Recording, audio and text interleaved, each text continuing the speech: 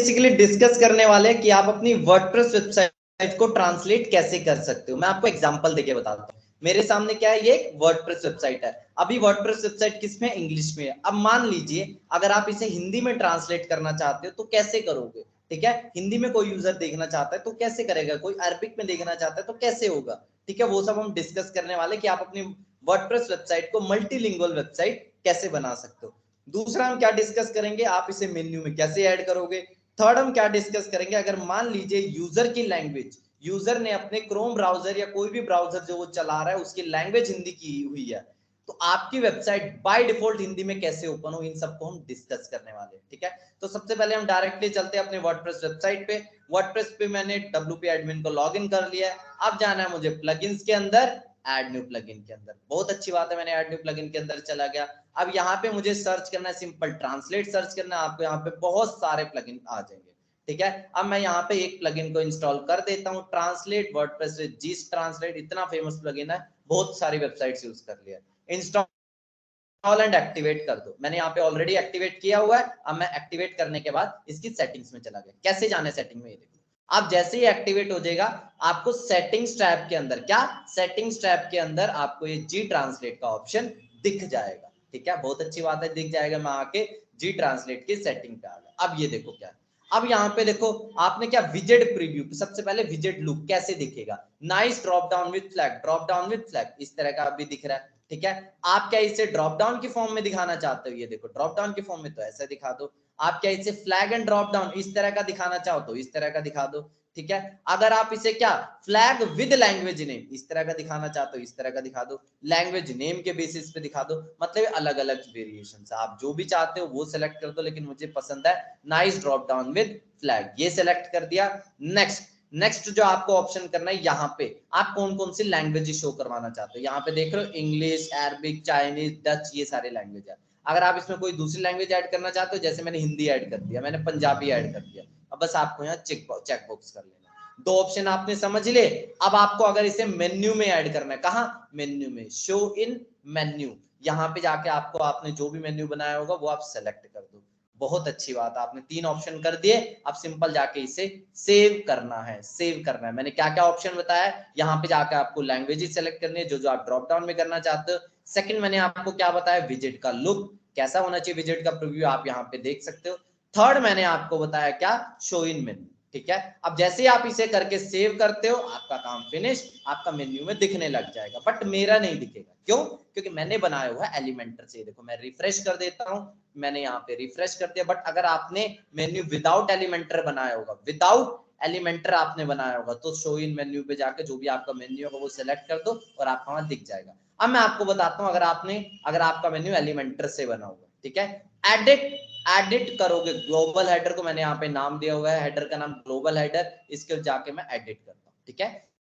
जैसे मैं एडिट करता हूँ मेरे सामने ये खुल जाएगा। अब खुलने के बाद अब मैं इसे ऊपर कहीं ऐड करता हूँ, ठीक है। कैसे ऐड करोगे, यहाँ पे आपको लिखना सबसे पहले शॉर्ट कोड। अब आपको इसे कहाँ ऐड करना, मुझे कहीं पे जगह नहीं दिख रही, अब मैं सिर्फ आपको दिखाने के लिए यहीं पे ऐड कर देता हूँ, क्योंकि मेरा मकसद नहीं था इस वेबसाइट में लगाने का ये गूगल ट्रांसलेट, बट आपको दिखाने के लिए मैंने लगा दिया, ठीक है। अब यहाँ पे शॉर्ट कोड डालना है, कहाँ से मिलेगा शॉर्ट कोड, देखते हैं, ठीक है। हम यहाँ पे जाकर थोड़ा आपको स्क्रॉल करना है। क्या आप ये चीज देख रहे हो, क्या आप ये चीज देख रहे हो, यू कैन यूज ये शॉर्ट कोड, इसमें PHP वगैरह के स्क्रिप्ट वगैरह देख सकते हैं, ये मतलब इसमें कोड वगैरह का पार्ट है। आपको कुछ नहीं करना है, स्किप करो इसको, ठीक है। आपको मैं सीधा ये दिखा रहा हूँ, ये रहा इसका शॉर्ट कोड, ये रहा इसका शॉर्ट कोड। सिर्फ इतना पार्ट ध्यान से देख लो, ध्यान से देख लो, सिर्फ इतना पार्ट को करो कॉपी कॉपी। मैं आपको कोई ज्यादा दिमाग लगाने को बोल नहीं रहा हूँ, सिर्फ आपको इस पार्ट को करना है कॉपी। कॉपी करने के बाद आपको कहाँ जाना है, यहाँ पे जो आपने शॉर्ट कोड का एलिमेंट लिया है यहाँ पेस्ट कर दो और बस आपका काम फिनिश। ये देखो आपकी वेबसाइट पे लग चुका है। इसके बाद आपको कर दो अपडेट, क्या कर दो आप, अपडेट, आपका काम फिनिश। यहाँ पे आके अपनी वेबसाइट को करो रिफ्रेश, यहाँ पे आके अपनी वेबसाइट को करो रिफ्रेश। अब आपको यहाँ दिख गया, ठीक है। मेरा मकसद नहीं था कोई लगाने का, बट आपको दिखाने के लिए मैंने यहाँ लगा दिया।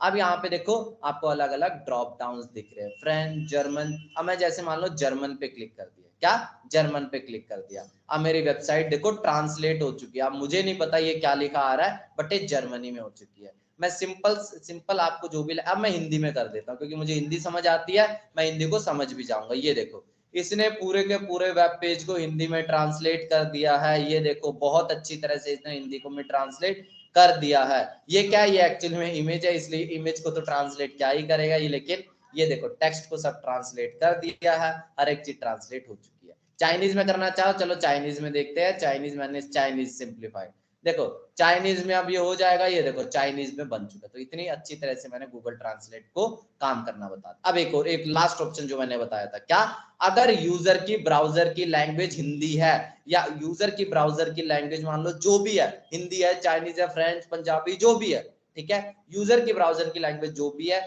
जब भी वो वेबसाइट पे आए तो सेम उसी लैंग्वेज में उसे क्या दिखे, उसे मेरी वेबसाइट दिखे। अगर यूजर के ब्राउजर की लैंग्वेज हिंदी है तो उसे क्या दिखे, उसे ब्राउज मतलब जब मेरी वेबसाइट लोड होगी उसे हिंदी में ही लोड हो। कैसे करोगे वो देखो, जी ट्रांसलेट की सेटिंग्स में आओ, यहाँ पे आपको एक ऑप्शन दिखाता हूँ, क्या, auto switcher to browser language. Auto switcher to browser language click कर दो इस पे, और बस क्लिक करने के बाद क्या कर दो, इसे क्या कर दो, सेव कर दो। अब क्या होगा, अगर यूजर के ब्राउजर की लैंग्वेज हिंदी है तो क्या होगा, वेबसाइट किस में खुलेगी, हिंदी में ही खुलेगी बाय डिफॉल्ट। बाद में वो स्विच कर सकता है, बट इस किस में खुलेगी, हिंदी में खुलेगी। ठीक है, मुझे लगता है ये ऑप्शन आपको बहुत अच्छी तरह से समझ आ गया होगा। अगर स्टिल अगर आपको इसमें कोई कंफ्यूजन है, आप मेरे से पूछ सकते हो। बाकी जो और ऑप्शन है मैं आपको दिखा देता हूँ। बाकी ऑप्शन ये दो पेड में ऑप्शन है, इसको हम इग्नोर करते हैं। बाकी ऑप्शन आप देख सकते हो, फ्लैग का साइज, फ्लैग स्टाइल, बट ये इतना इंपॉर्टेंट नहीं है। मेन इंपॉर्टेंट क्या है, मैंने एलिमेंटर से बता दिया। देखो एलिमेंटर से आपको करने के लिए कुछ नहीं करना, ये जो शॉर्ट कोड है, इस शॉर्ट कोड को आपको कॉपी करना है। ध्यान देख लो, ये जो शॉर्ट कोड है उसको क्या करना है, कॉपी करना है। ठीक है, शॉर्ट कोड को कॉपी करके एलिमेंटर में जाके कहाँ लगाना है, शॉर्ट कोड का एलिमेंट लेना है और वहां जाके पेस्ट कर दो। अगर आपका विदाउट एलिमेंटर आपने मेन्यू बना रखा है तो कोई चिंता की बात ही नहीं है। यहाँ पे जाके आपको क्या कर देना है, यहाँ पे जाके आपको शो इन मेन्यू पे जाके आपका जो भी मेन्यू का आपने रखा हुआ है वो रख दो। जहां पे भी ऐड करना है, टॉप बार, मेन, कहीं भी ऐड करना है वहां कर दो और बस सेव कर दो। ठीक है, तो आज हमने क्या डिस्कस किया, आप गूगल ट्रांसलेट प्लगइन को कैसे अपने वेबसाइट में सक्सेसफुली इंप्लीमेंट करोगे। अगर स्टिल इसमें कोई कंफ्यूजन तो आप मुझे बता सकते हो। आज के लिए फिलहाल हम इतना ही रखें।